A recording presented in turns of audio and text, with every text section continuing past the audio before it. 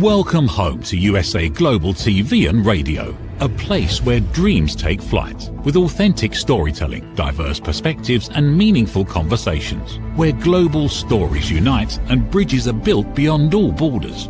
Discover world-class education, entertainment, hope and inspiration. Together, we're building bridges worldwide. Subscribe to our channel, USA Global TV. Download our app, USA Global TV. Be our guest or join our team. Visit usaglobaltv.com. Thanks to our founder and executive producer, Dr. Jacqueline Kerbeck. Music score by Yeffy Tang from Cloud Road Music. Voiceover artist Mike Porter. Creative direction by Paul Garcia. USA Global TV and Radio. Your home for global connection. All rights reserved. This video and its contents are the exclusive property of USA Global TV and Radio. Unauthorized use, duplication or redistribution in any form is strictly prohibited.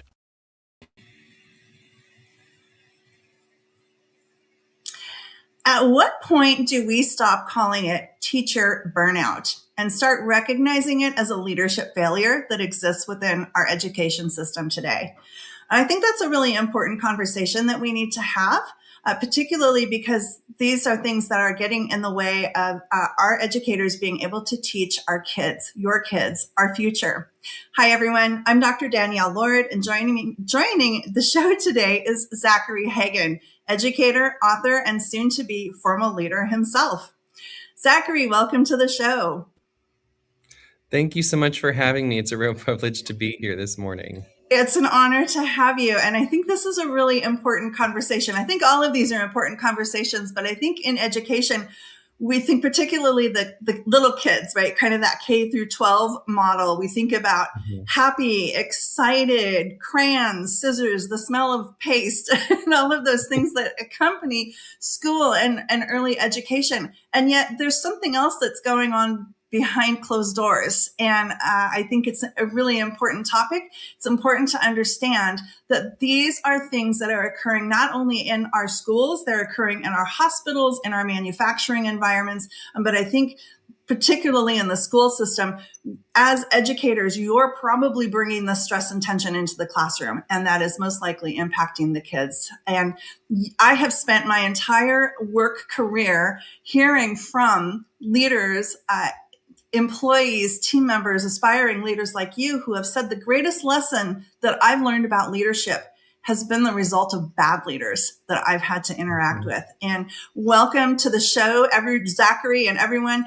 It shouldn't hurt to go to work. And that has been the arc of my professional education. So for those of you who have entered a profession where you're called to, which I think oftentimes teachers hear that calling, they experience that calling, you're very dedicated to the mission, to the profession, you often experience a greater degree of cumulative workplace distress than many others do. But let's hear the story, because this is really important. It's very timely as our kids are thinking about going back into the classroom. And I'd like to hear from you. What has that experience been like, and how does it show up in our school system? And I'd love to hear your story. Yeah. So, well, I'll kind of just start from the beginning. I was going through my education program as an undergrad, and I became a teacher during the same year that we had our kind of global shutdown. So my first experience teaching was in a hybrid classroom because it was fall semester after COVID had happened. And some states had kind of gone back, some had not, and some were in this hybrid space where kids could either elect to go to the classroom or learn from home as a satellite learner doing video classes. And it was challenging. And there were a lot of social distancing things still in place. I had kind of the unique experience of living in North Carolina, which politically is kind of purple, and somehow COVID became a partisan issue. And so we had kind of a mix of rules in our school. We were allowed to be there, but the kids had to have like plastic partitions all around their desks when they were sitting down. And teachers were wearing masks. But then we had I think I had like a dozen or so students across the classes that I taught that were distance. They were there in the state, but they were learning from home. And that was a challenge because as a first year teacher, having never been taught Oh, how to wow. teach a hybrid model, and because so I have multiple certifications, and I taught my second certification of English my first year. Um, I'd never actually even gotten to do student teaching because my primary certification was in music, and Okay. you can't student teach with music when everything shut down. So that kind of set the stage for a really difficult first year. Mm, And so I don't necessarily blame leadership explicitly. We were all in a really rough spot where the world was completely different. But I think that one thing really stood out, and it's like first year teachers, and really when you're new to any kind of career, the necessity of mentorship and walking alongside things. Because it's one thing to get a degree in something, it's an entirely different experience to actually do the job. yeah. And my first year, the only observation I had from my principal was one that I deliberately asked for. And I didn't get any mention of any mentorship until my job was Mm. actually in jeopardy because I didn't know Oh what my it. goodness. Yeah, like the theory and the teaching aspect, I was all right with. But it was like the political and the actual functioning with real parents and college students who aren't thinking in a similar way to me that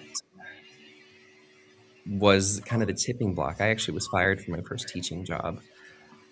And in Mm, some ways, justifiably so. And in some ways, I think it was kind of a failure of not knowing how to relate to kind of the latter part of millennials and the first part of Gen Z that was starting to graduate from college in 2019, 2020 in that area. Because I didn't have any support. I was doing things myself. My principal was letting me write my own curriculum as a first year teacher. And now looking back, I'm like, that should have been shut down immediately. I mean, I loved the freedom and the creativity, but I think if I was going to be allowed to do that, should have been really looked at, and there should have been weekly meetings and things to make sure that my lesson planning was progressing really suitably. So I think the first thing that I learned about leadership was that support and early intervention for struggling teachers is important. Um, because I didn't get that support. yeah. I think what you highlight, well, there's a couple things that come to mind. One is you did enter the profession and the working space at a time when everything was upended, which is trauma in and of itself, right? Mhm. Everything that was going on, the uncertainty. I just wrote about this in the first chapter of my own upcoming book. It was like this whiplash of go back, stay home, no, wait, come back. And there Mhm. was so much confusion that was going on, which was hard for everyone. And then you had the isolation, which I don't even think we've begun to address. But this idea that we enter into a space where we have no knowledge of what a system looks like, right? We get the theory, we do a little bit of practice in university, and then we come into the system with really no knowledge. And then to have all this other disparate traumatic things happening at the same time, and to just kind of be left alone without any guidance. I hear this all the time. And then it's the individual, the team member, the contributor who is the one who has the finger pointed at them. And that's a horrible place to be. And we always say, well, what happened with this individual? They interviewed so well, they had such good scores. We just can't expect people to step into those roles and just shine without anything, especially in a very junior role that you've just experienced. So this is Yeah. something I hear all the time, and I think it's a massive failure of leadership, and it really is indicative of a wounded system, I think. So Yeah, and the context and the culture in which you step into is important too, yes. because I think that anyone that I talked to at the time, that my teaching wasn't the problem, but it was my lack of knowledge of the parent base that I was walking into. Um, I wasn't keeping up with like the political or the social things that were going on because I had been a college student until, 5 months prior, and then COVID happened. So really, COVID was what I was looking at, not like the social things. And I gave an assignment that inadvertently was political in nature, although I didn't intend it to be. And I worked in a very conservative, very Christian, which not necessarily bad things, but I think when they're applied to the exclusion of being able to listen can be kind of dangerous. And I still work for the same Christian school system, and I love it. I have such a passion for it, but I do think that we as Christians, when we're afraid of something, can sometimes stop listening, and that can be dangerous.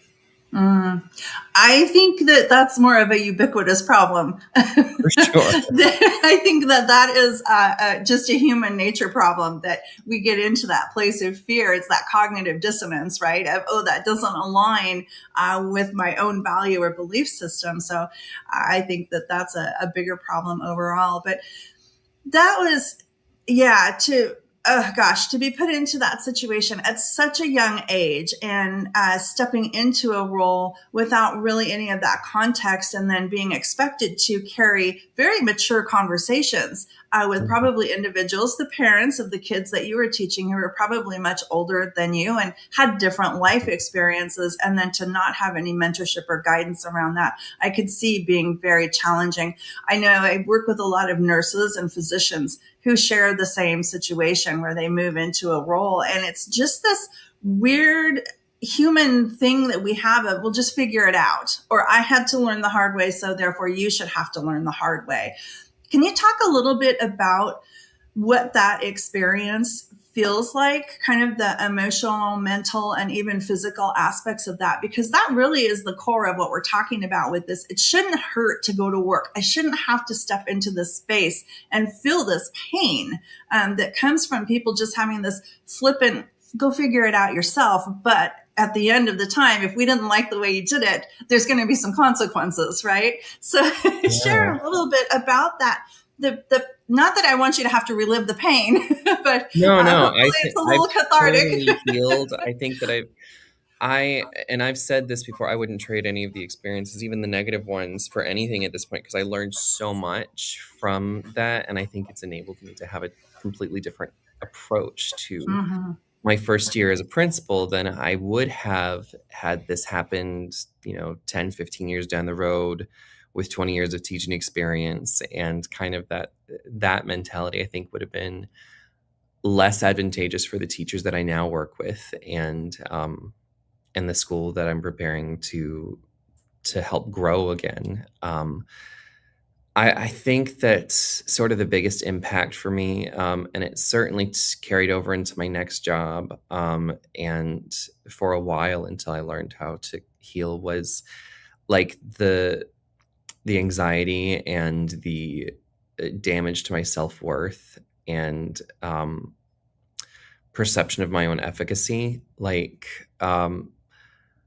I I'm a huge believer in diet and exercise and habit, and I'm very spiritual, so prayer and helpful meditation when dealing with most like mental issues. I think that a lot of times people go to the easy route, medication, and it becomes a long-term solution for them, and they're not Mm, meant to be. But I did, in that season after I was let go from my first job, I was so distraught that I did end up really needing antidepressants for mm, about 4 months, just to get back to a baseline normal again, because there were days where I could not bring myself to get out of bed. It was mm, so damaging because for really, I would say from my sophomore year in high school, through the rest of my high school experience to 5 years of college, because at the school that I went to, music education was a 5-year degree, um, and through that first, um, stretch of teaching during my first year, teaching and education was such a core part of my identity that losing Yeah. it Yes. just broke me.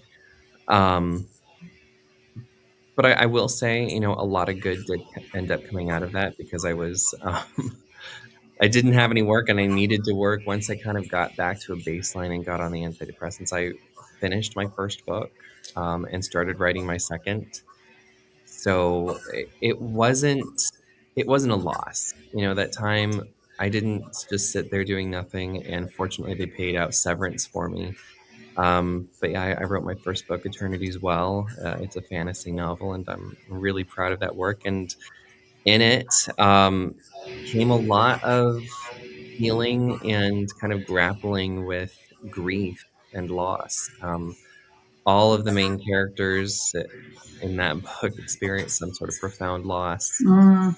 and learn how to move past it. Oh goodness, I'm gonna need to fix that link because that is the first edition, and I'm so glad you clicked on that.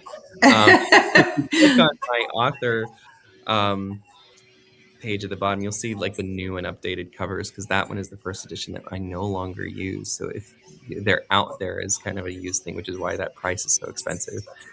But yeah, so all of the new covers for that first series look like that, and I started writing that first book, Eternity's Well, as a class in college, and then finished writing it when I was fired from my first job, and it became really cathartic and healing. Um, so that was great to have that opportunity. I'm glad you brought that up. I was going to ask, what did you do to heal? Yes, that's a fantastic way to kind of use that as an experience.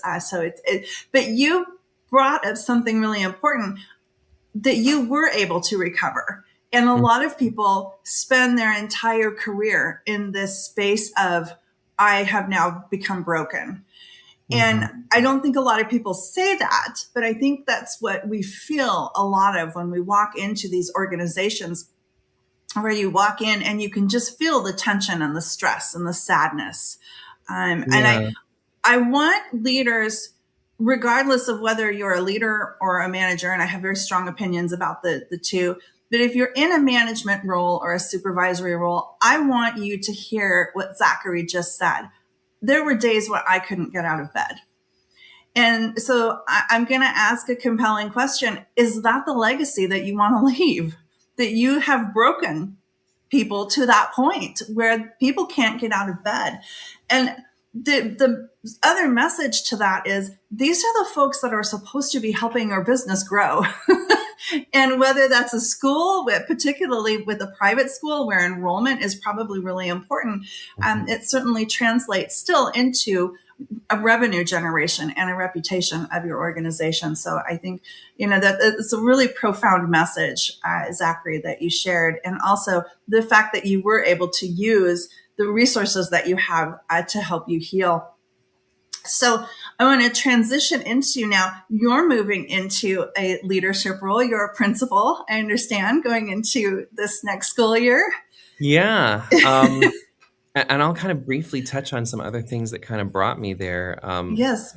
My second experience, I had a wonderful woman that I have now kind of reconciled with, but it was a hard time there as well. She kind of took the opposite approach. It was a lot of micromanaging and way too much, kind of what she thought I should be doing as a teacher, and that was hard. Um, I think my hardest experience, though, was the third principal that I worked under, and I think he kind of taught me the most, in terms of what not to do as a first-year principal in particular, because my first year working under him was also his first year as a principal. And so I don't think that bad leaders are necessarily bad people. I think that they have disrupted beliefs. I mean, some of them are. Let's just be honest. There are some people that get into positions of leadership, primarily because they enjoy the perks and the power.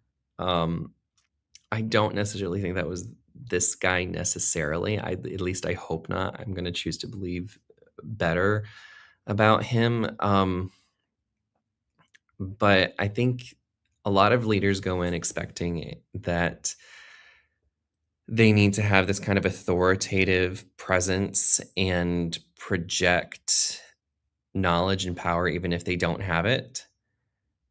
And I think that's kind of the biggest mistake that a new leader especially can have. I think that leaders are supposed to, in my view, be collaborative servant leadership, but at the top that is a shield for the organization, not a slave driver, if you will.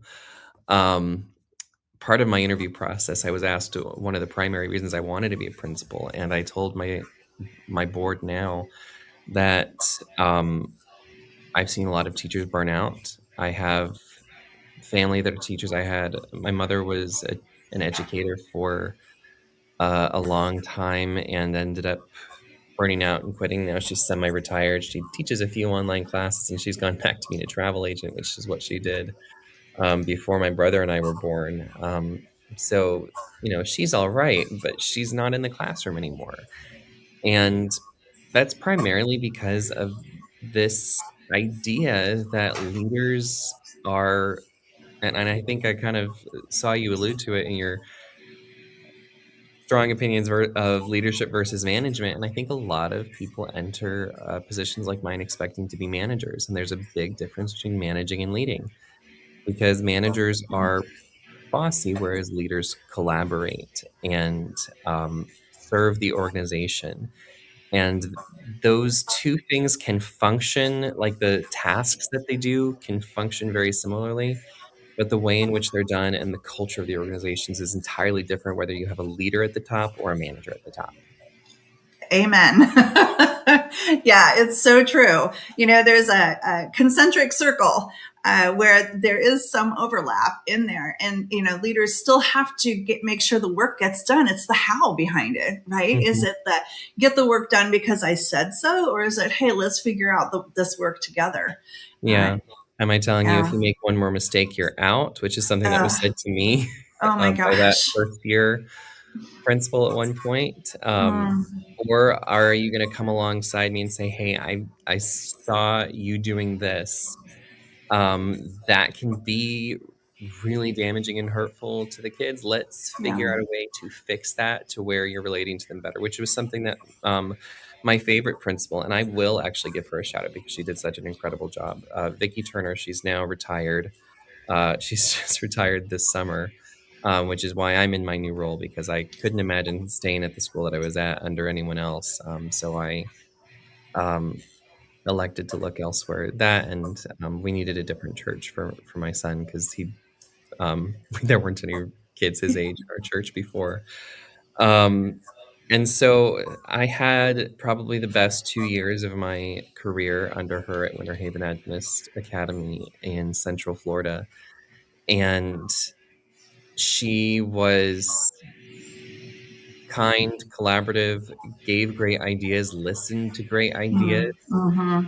I didn't feel like a cog in the machine there. I felt like a valued member of the team, and that we were working together to make improvements to the school. And so I want, not a lot of people watching will probably know her, but if you're in Central Florida, the legacy that she's left at that school, and even under the new principal, Ray Stevens, I know that school is going to continue to do well and have good success.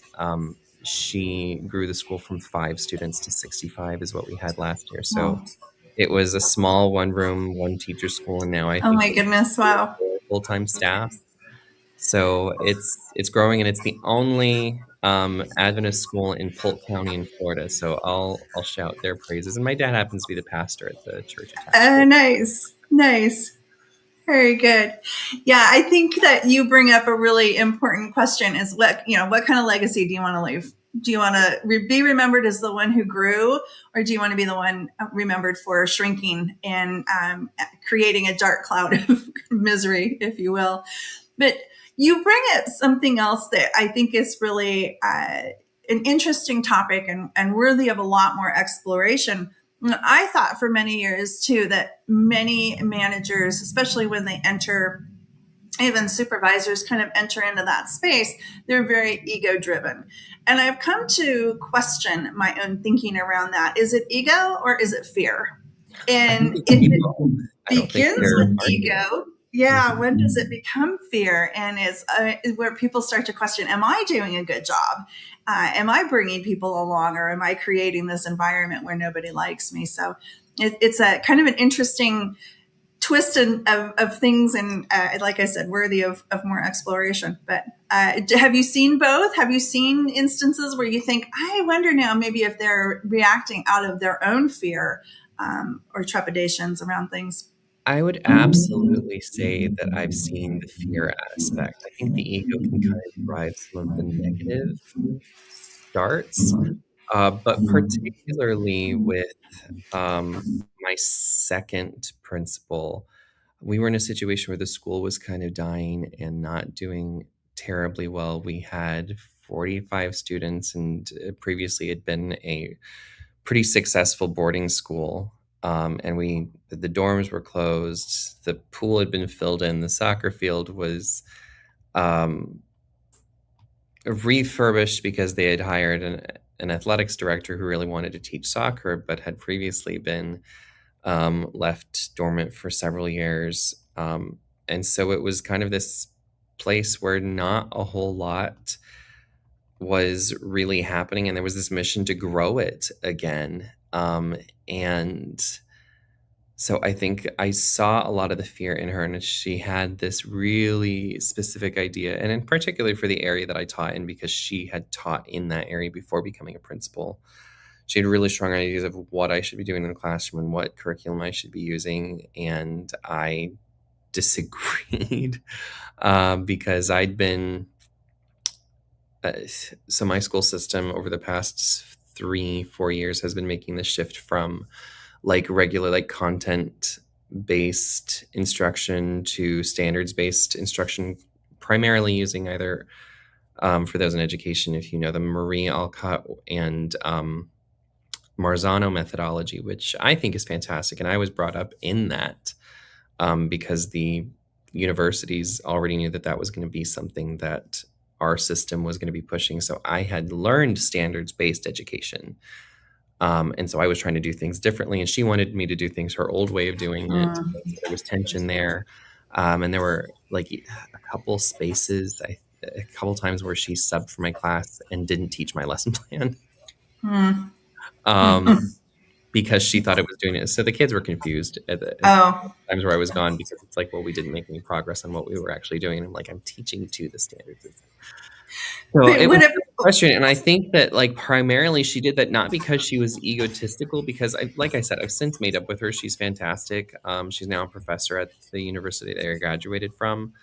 Um, and she's wonderful, but being a principal at a small school that you're needing to revamp is stressful. And I think if you don't quite know how to approach that, um, it's a terrifying place to be in, to know that sure. we started with 55 students and it was 45 by the time that I left, and that was in one semester. I Oh, resigned from that position because I was just not doing well midway through the year, which was a really hard decision to make.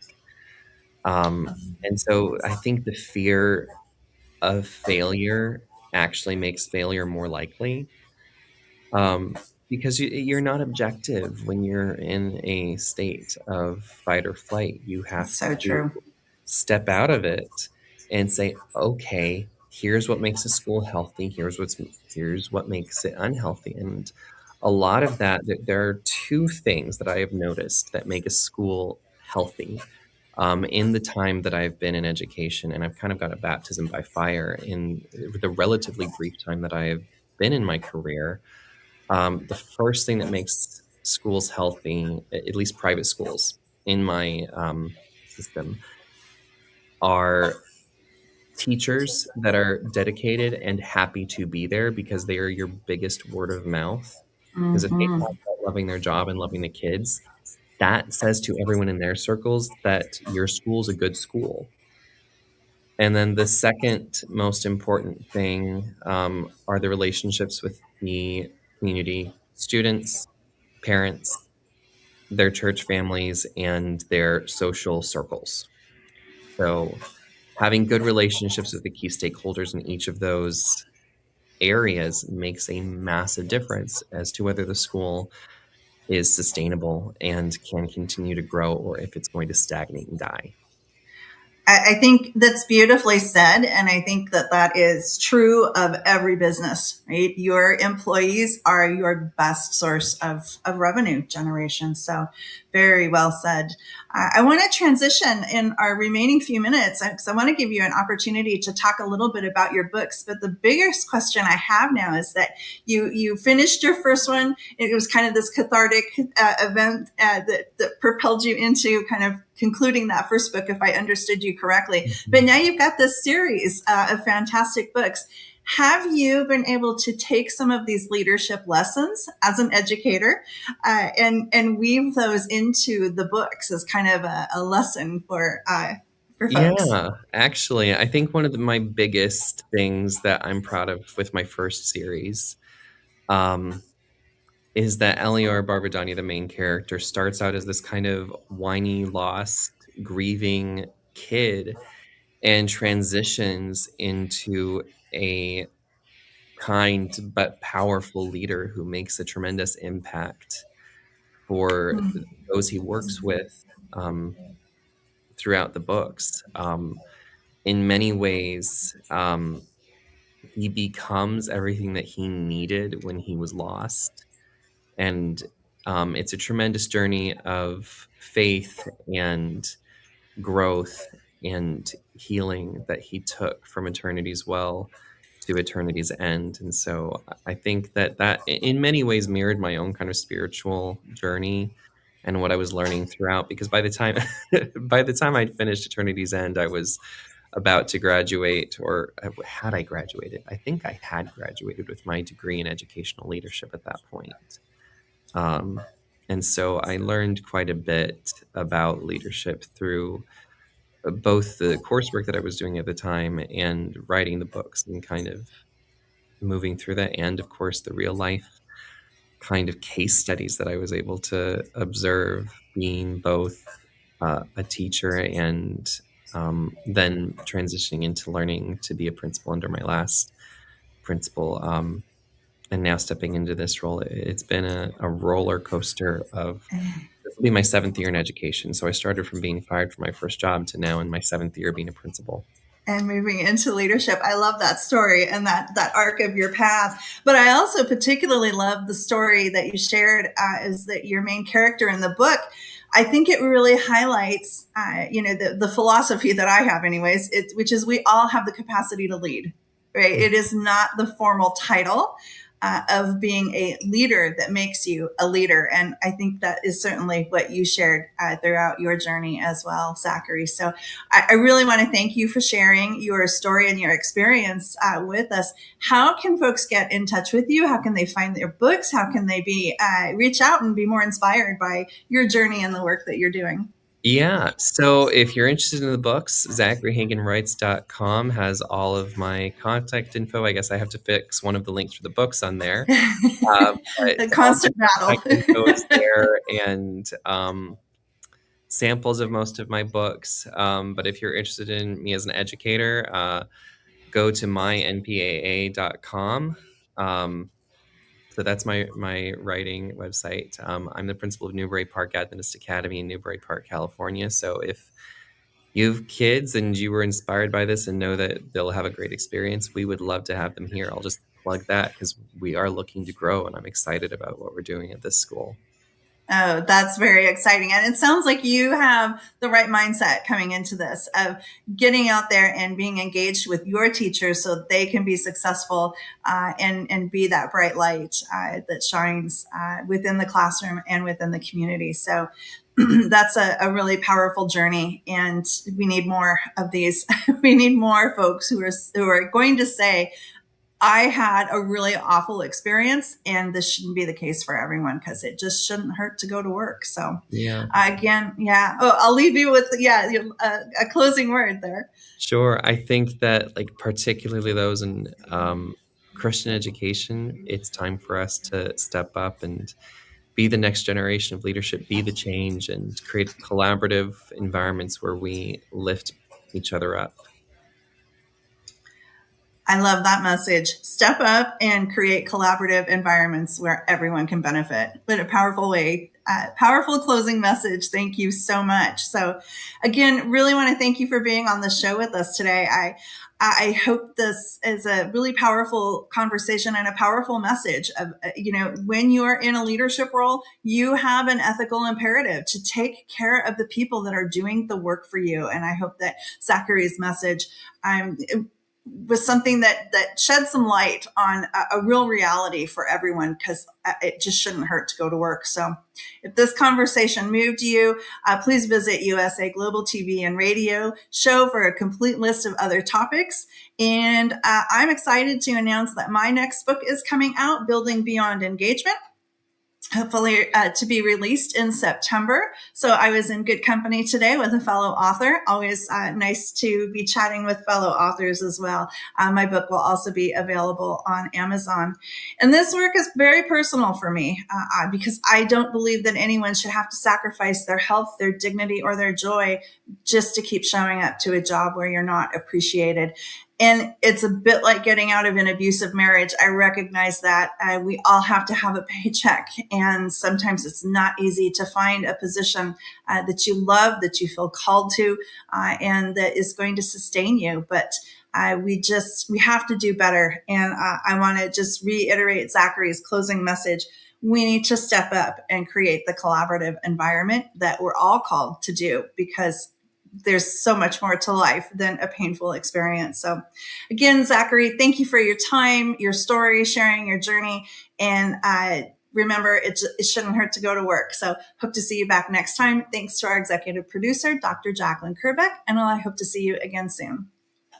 How much of your value have you been giving away? Saying yes when the answer should have been no? Lowering your price to secure the opportunity? Giving more while receiving less? Over time, it adds up. Until one moment brings clarity, you've been giving away your value. This is not about working harder. This is not about doing more. It's about boundaries. It's about pricing. It's about respect. From Dr. Jacqueline Kerbeck comes a direct and necessary message. Stop over-delivering. Stop underpricing your expertise. Stop negotiating against yourself. Because when you recognize your value, everything changes. Stop giving away your value. Boundaries, pricing, and the business of respect. Available now wherever fine books are sold and on Amazon. A film by USA Global TV and Radio. Executive producer Dr. Jacqueline Kerbeck. Videographer and cinematic production Paul Garcia. Voiceover by Ed Wargas. Stop giving it away. Start owning it. USA Global TV and Radio proudly presents Tracy Cram-Perkins, a dementia caregiving survivor teaching how to balance care with peace of mind. #1 resource for dementia caregivers. It's the book Dementia Home Care: How to Prepare Before, During, and After. Over 17,000 copies sold of this must-have guide. And now a testimonial from Tracy Smith. If I was to describe this book to someone who is going through a similar situation, I would underscore how important it is to have some sort of a tool or a guidebook to help you through certain stages. And there's so many, it's such an unknown topic to the average person. And to have this as a reference is essential. It's going to help you get through it personally, as well as help your loved one manage.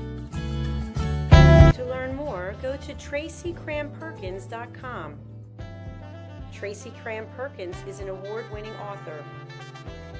She's also the host of Dementia Home Care television show. Watch it here on USA Global TV and Radio. Thank you, viewers and listeners of USA Global TV and Radio, for joining us today. We're honoured to have your time and attention as part of our global community. At USA Global TV and Radio, we believe in the power of authentic conversations, meaningful connections, and creating a world of possibilities together.